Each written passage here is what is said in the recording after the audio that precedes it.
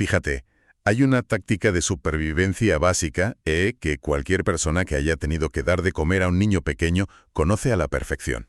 Ay, madre mía, ya sé por dónde vas. Lo de esconder la verdura. Exacto. Consiste en esconder la verdura dentro de su puré favorito. El niño se come el plato súper encantado pensando que ha ganado la batalla porque, a ver, le sabe a lo que le gusta. Claro, claro, no nota nada raro. Eso es. Pero debajo de esa textura suave y ese sabor dulce hay una cantidad meticulosamente calculada de vitaminas, de hierro y de fibra. El entretenimiento, o sea, el sabor, es solo el vehículo. Ya. La nutrición en realidad es el objetivo encubierto.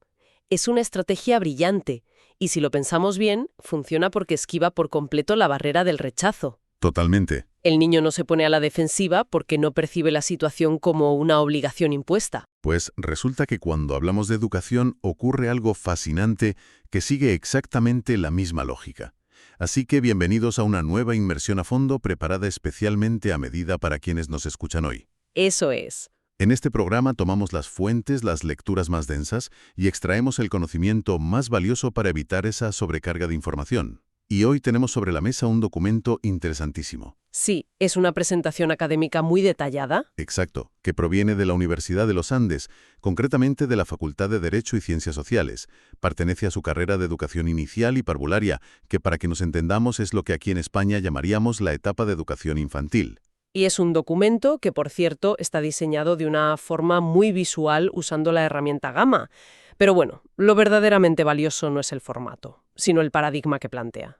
Y esa es nuestra misión en este análisis. Vamos a intentar desmontar un mito gigantesco, que es la idea de que jugar y aprender son conceptos diametralmente opuestos.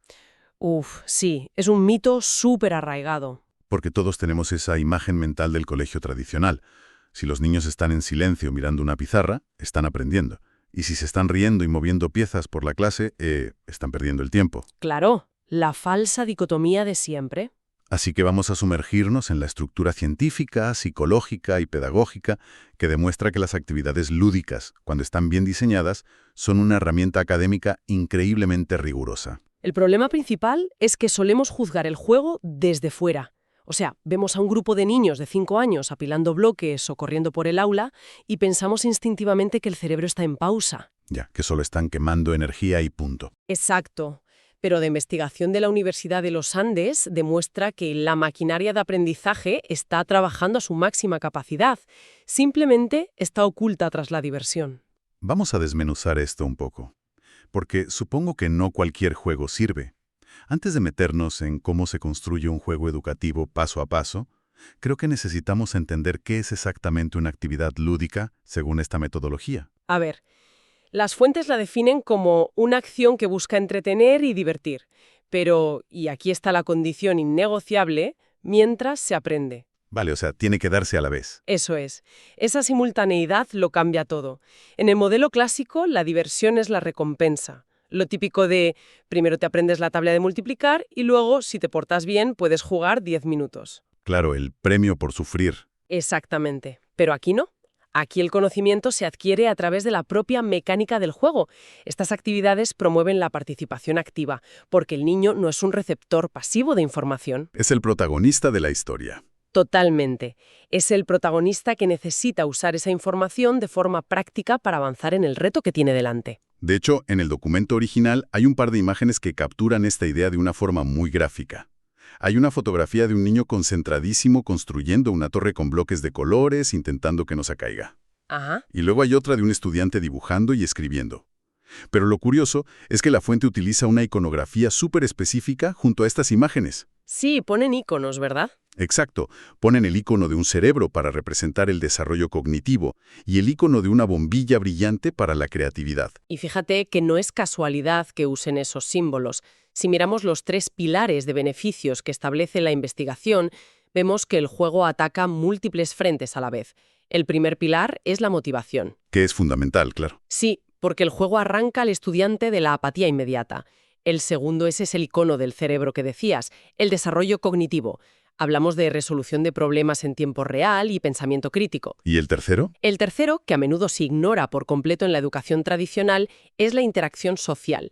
Fomenta el trabajo en equipo, la comunicación y la empatía, que en el documento están representados con iconos de conexión interpersonal. Vale. A ver, la teoría suena fantástica, de verdad, pero permíteme hacer un momento de abogado del diablo. Dispara. Si planteamos un escenario donde un grupo de niños está compitiendo para ver quién construye la torre más alta, o simplemente pasándoselo en grande, ¿no corremos el riesgo de que el juego devore al aprendizaje?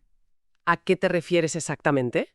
Pues a que, si el cerebro del niño solo está enfocado en la recompensa inmediata de ganar a los demás, la diversión no termina eclipsando el concepto matemático o espacial que el profesor intentaba enseñar. Ostras, esa es la gran preocupación de cualquier educador que intenta implementar esto por primera vez en su clase. Da mucho miedo perder el control. Claro, es que parece que se te puede ir de las manos. Pero la neurociencia nos da una respuesta muy clara aquí. La emoción no compite con el aprendizaje. De hecho, la emoción es el pegamento de la memoria. El pegamento de la memoria. Espera, explícame cómo funciona eso a nivel químico o cerebral, porque suena fuerte. A ver, cuando un estudiante se enfrenta a una tarea aburrida, el cerebro entra directamente en modo de ahorro de energía. Es pura supervivencia. Ya, desconecta por completo. Eso es. Pero cuando hay un reto lúdico, cuando hay curiosidad y sobre todo diversión, el cerebro libera dopamina y otros neurotransmisores que actúan directamente sobre la amígdala y el hipocampo. Que son las zonas de la memoria, ¿no? Exacto. Estos centros cerebrales son los encargados de procesar las emociones y consolidar los recuerdos. Entonces, la diversión no distrae, al contrario, actúa como un marcador que le dice al cerebro, oye, esto que acaba de pasar es muy importante, guárdalo a largo plazo. Qué curioso. Lo que antes era un concepto abstracto y aburrido en una pizarra, ahora es una herramienta de supervivencia dentro de la lógica del juego. O sea que la dopamina es básicamente el puré dulce que hace que la vitamina entre sin que el niño ponga resistencia. Exactamente, esa es la idea. Me encanta. Pero claro, esto me lleva a la siguiente gran duda, porque queda clarísimo que jugar tiene un potencial brutal. Sin embargo, el aprendizaje profundo no ocurre por arte de magia solo por tirar unos dados al azar o repartir unas cartas en el aula. Desde luego que no. Detrás de ese caos aparente tiene que haber lo que yo llamaría una arquitectura invisible. Y es una arquitectura muy estricta, ¿eh? El documento de la Universidad de los Andes subraya que un juego sin planificación pedagógica es simplemente pasar el rato. No tiene más. Ya, el típico recreo. Claro. La frontera real entre el recreo y la actividad lúdica educativa son los objetivos. Nos hablan de la necesidad de una alineación curricular. ¿Qué significa exactamente en la práctica? Pues significa que no puedes inventarte un juego de piratas simplemente porque a los niños les gustan los piratas. El juego tiene que nacer del plan de estudios oficial. Ah, vale. Tiene que estar atado a la materia. Sí, sí. Si el plan de estudios exige que los alumnos aprendan a clasificar objetos por formas geométricas, los objetivos del juego deben ser exactamente esos. Y además, esos objetivos son los que van a orientar el diseño de cada regla y los que permitirán evaluar si la actividad ha servido de algo o no. Fíjate que esto me recuerda muchísimo a cómo funciona el desarrollo de un videojuego hoy en día. ¿Ah, sí? ¿En qué sentido? Imagina cualquier título popular. Los jugadores que están con el mando en las manos solo ven los gráficos, la selva, los personajes y las explosiones. Vale. Sí, la parte divertida. Eso es. Pero debajo de esa capa superficial de entretenimiento hay lo que llaman un motor de físicas. Hay miles y miles de líneas de código matemático. Y ese código fuente sería el equivalente a nuestros objetivos curriculares. ¡Ostras! ¡Qué buena comparación! El código dicta exactamente qué pasa si saltas, cuándo ganas puntos y qué obstáculos te frenan. Todo está fríamente calculado por los desarrolladores para generar una experiencia específica, aunque el jugador solo sienta que está viviendo una aventura súper espontánea. Es una analogía excelente. Y de hecho, para escribir ese código educativo, la fuente describe una metodología de diseño que huye por completo de la improvisación. Tienen pasos muy marcados. Cuéntame. La primera fase que proponen es el análisis, donde hay que identificar las necesidades del público objetivo. Espera, me vas a perdonar, pero esto suena súper corporativo. Hablar de análisis de público objetivo parece sacado de una reunión de marketing en una multinacional, no de la preparación de una clase para niños de 5 años. ¿A qué se refieren en este contexto? Ya, suena muy técnico, pero se refieren a algo muy básico. El desarrollo cognitivo en la educación infantil cambia drásticamente en cuestión de meses. Es verdad, crecen rapidísimo. Un juego diseñado para un niño de 3 años que apenas está desarrollando su motricidad fina será un fracaso absoluto con niños de 5 que ya pueden entender reglas condicionales básicas. Claro, se aburrirían a los 2 minutos. Exacto. Conocer a tu público objetivo significa entender exactamente en qué fase del desarrollo psicológico y motor se encuentran esos niños específicos para los que estás diseñando. Vale, tiene sentido. Y una vez que tienes claro quiénes son tus usuarios, por seguir con el símil, y hasta dónde llegan sus capacidades, ¿cuál es el siguiente paso en la creación de este ecosistema? Pues pasaríamos a la planificación. Ahí es donde se estructuran los contenidos. Y de ahí saltamos directamente al desarrollo. Que es la parte de crear, ¿no? Si este es el momento de ensuciarse las manos, crear los componentes físicos, las tarjetas, los tableros y escribir las reglas asegurándose de que cada norma fuerza al niño a practicar la habilidad que queremos enseñar. Ajá. Y finalmente, el cuarto paso es la implementación, que básicamente es llevar el juego al aula. Y ahí es donde entra mi parte favorita de todo esto, el choque con la realidad. La prueba de fuego. Porque el papel lo aguanta todo. Tú puedes diseñar un juego brillante en la tranquilidad de tu escritorio. Pero, ¿qué pasa cuando esa estructura milimétrica entra en contacto con 30 niños rebosantes de energía? Pues que puede ser un desastre si no tienes cuidado. Claro. La presentación señala que la implementación requiere estrategias muy claras para no acabar en el caos absoluto, empezando por la integración curricular. Es decir, no presentar el juego como un simple descanso de la clase. Exactamente. Si el profesor dice, chicos, cerrad los libros que vamos a jugar, el cerebro de los alumnos desconecta del modo aprendizaje de forma automática. Ya, asumen que han terminado de trabajar. Eso es. La actividad debe fluir de forma natural dentro de la narrativa de la asignatura, pero el verdadero reto de la implementación, como insinúas, es la dinámica social que se genera en el aula. Claro, lidiar con los caracteres de cada uno. El documento habla de fomentar la participación activa y adaptar el contexto mediante la asignación de roles y el trabajo colaborativo. Detengámonos un segundo en eso de los roles, porque me parece crucial para que el sistema no colapse. Pensemos en cualquier grupo humano. Y esto no solo pasa en un aula de 5 años, pasa también en cualquier reunión de oficina hoy en día. Totalmente cierto. Tienes perfiles radicalmente distintos. Por un lado tienes al estudiante o empleado súper competitivo, el líder natural que quiere monopolizar la actividad, tomar todas las decisiones y ganar a toda costa. El que no deja hablar a los demás. Ese. Y por otro tienes al perfil más tímido, más inseguro o analítico, que prefiere quedarse en un rincón mirando para no equivocarse o no llamar la atención. Si lanzas un juego sin más en medio de ese grupo, el competitivo arrasa y el tímido se vuelve invisible. Es lo que pasaría por inercia, sí. Entonces, ¿cómo soluciona esto la metodología lúdica que propone la universidad? Pues ese es el gran triunfo del diseño previo. Cuando el documento habla de forzar el trabajo colaborativo mediante la asignación de roles, se refiere a diseñar reglas de interdependencia. Vale, dame un ejemplo para visualizarlo. Imagina que el juego consiste en resolver un misterio. Al niño más extrovertido y competitivo le das el rol de, digamos, el buscador. Es el único que puede moverse por el aula para encontrar pistas. Vale, le das acción. Sí, pero al niño más tímido le das el rol de el descifrador y resulta que es el único que tiene el código mágico para leer o interpretar esas pistas. Ah, qué inteligente. La victoria individual es matemáticamente imposible. Exactamente. El niño competitivo no puede ganar solo porque las pistas que encuentran no le sirven de nada sin su compañero. De repente, la dinámica de poder se equilibra por completo. Claro, el competitivo tiene que frenar, sentarse, escuchar y pedir ayuda. Y el tímido se siente valorado y seguro porque tiene una función indispensable en el equipo.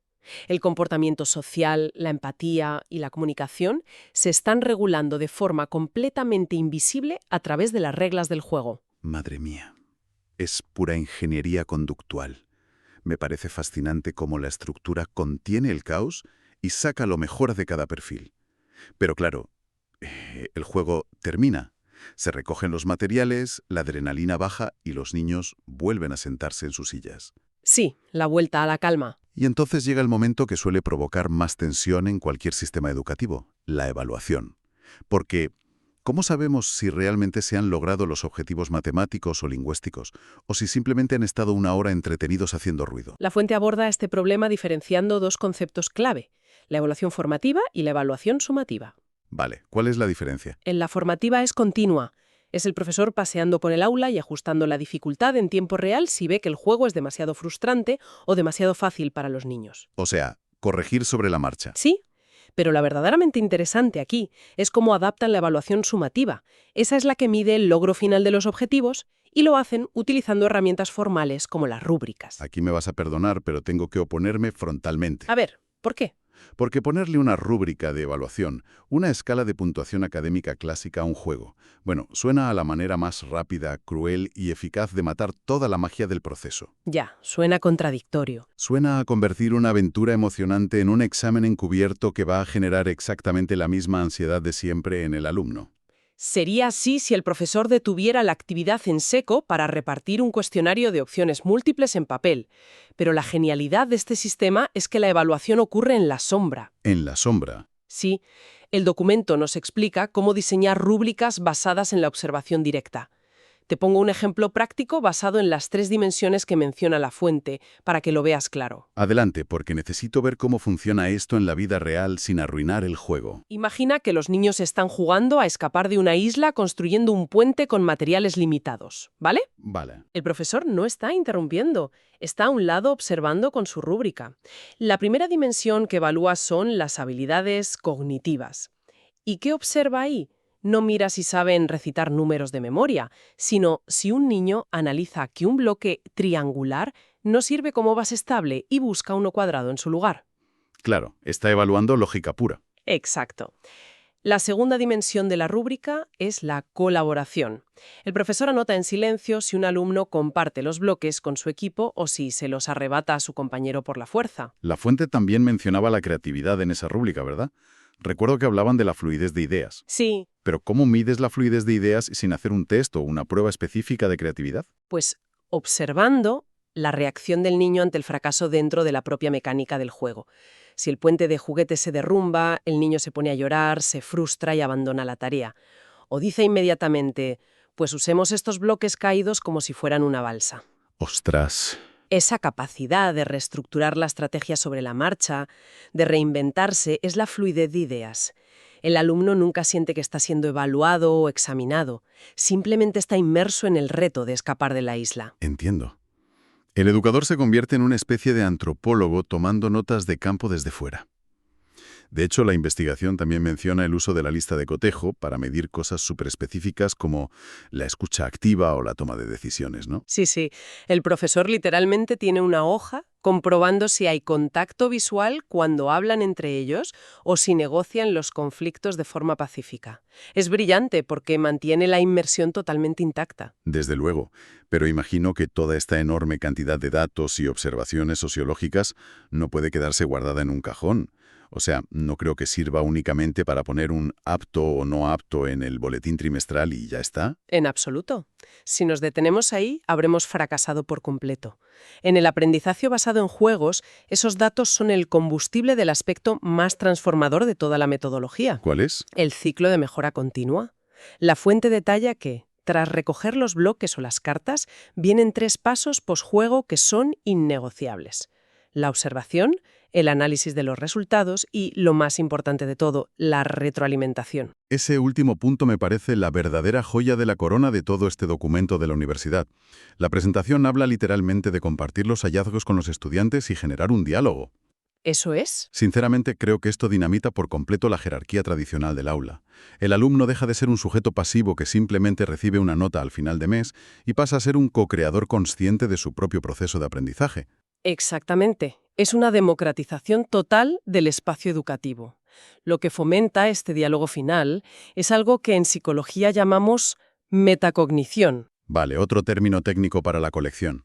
Expliquemos la metacognición para alguien que no ha pisado una facultad de psicología en su vida. ¿Qué significa llevar eso a un aula con críos de 5 años?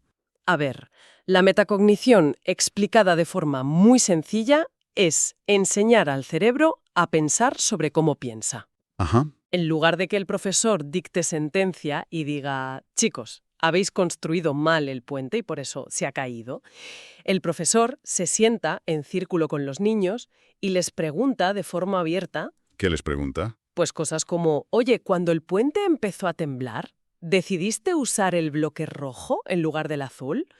¿Por qué lo hiciste? ¿Qué estabas pensando en ese preciso momento? ¡Wow! Les obligas a verbalizar su estrategia paso a paso. Eso es. Al verbalizarlo en voz alta, el niño se da cuenta de su propio proceso lógico. Reflexiona sobre sus errores sin ningún tipo de estigma del fracaso académico, porque al fin y al cabo solo estaban hablando de un juego de piratas o de islas. Claro, no hay penalización por equivocarse. Ninguna. Y para el educador, este diálogo cierra un ciclo de mejora que es infinito. Analizan juntos por qué una dinámica social no funcionó, ajustan el diseño del juego para la próxima vez, refinan la evaluación y vuelven a probar. O sea, si el juego del misterio fue demasiado difícil y generó mucha frustración hoy, al día siguiente se introducen nuevas reglas para facilitar las pistas y se vuelve a medir. Así es. Demuestra un nivel de sofisticación brutal que desmonta cualquier prejuicio clásico sobre el uso del juego en contextos académicos formales. Pues mira, recapitulando todo lo que hemos extraído de esta presentación de la Universidad de los Andes, creo que queda clarísimo que jugar es posiblemente una de las herramientas de arquitectura cognitiva más complejas que tenemos a nuestra disposición hoy en día. Sin lugar a dudas. Porque requiere un nivel de análisis profundo, de diseño de reglas, de empatía y de evaluación silenciosa que supera con creces la simple preparación de una lección magistral donde el profesor solo habla y el alumno solo escucha. No es un recreo en absoluto. No, no lo es. Es un auténtico laboratorio de simulación para adquirir las habilidades esenciales de la vida. Y aplicarlo en la educación inicial es lo más inteligente que podemos hacer. Es la etapa donde el cerebro es muchísimo más plástico, donde se están cableando todas las redes neuronales fundamentales para el futuro. Totalmente. Aprender a negociar, a tolerar la frustración y a pensar de forma crítica a través de la experimentación en un entorno que sea seguro, sienta unas bases inquebrantables. Pues sí, la verdad es que convence. Pero fíjate que mientras escucho todo este rigor científico, las estrategias maravillosas para equilibrar roles, las rúbricas para medir el liderazgo y la flexibilidad mental sin generar nada de estrés, Ajá. no puedo evitar que me ronde una idea bastante provocativa por la cabeza para terminar. A ver, cuéntame. Si la investigación nos demuestra empíricamente que este nivel de diseño lúdico y evaluación invisible es tan abrumadoramente efectivo para lograr un aprendizaje profundo y real, ¿por qué lo abandonamos tan pronto? Buf, es una grandísima pregunta. Cabe preguntarse qué pasaría si aplicáramos esta misma arquitectura invisible a otros ámbitos. Pensemos, no sé, en los aburridísimos seminarios de formación corporativa en las empresas o en la propia educación universitaria para adultos. Ya, que suelen ser soporíferos. Totalmente. A menudo pensamos que a los adultos les cuesta aprender cosas nuevas o cambiar sus dinámicas de trabajo por una cuestión de edad. Pero a lo mejor el problema no es nuestra edad. Quizá el problema real es que en algún punto de nuestro sistema nos convencieron de que el rigor académico tenía que ser doloroso. Ya, que la letra con sangre entra y todo eso. Exacto. Y simplemente dejamos de jugar demasiado pronto. Así que quizá va siendo hora de volver a esconder las vitaminas en un puré que realmente tengamos ganas de comernos. Un pensamiento para darle un par de vueltas a lo largo de hoy. Hasta la próxima inmersión.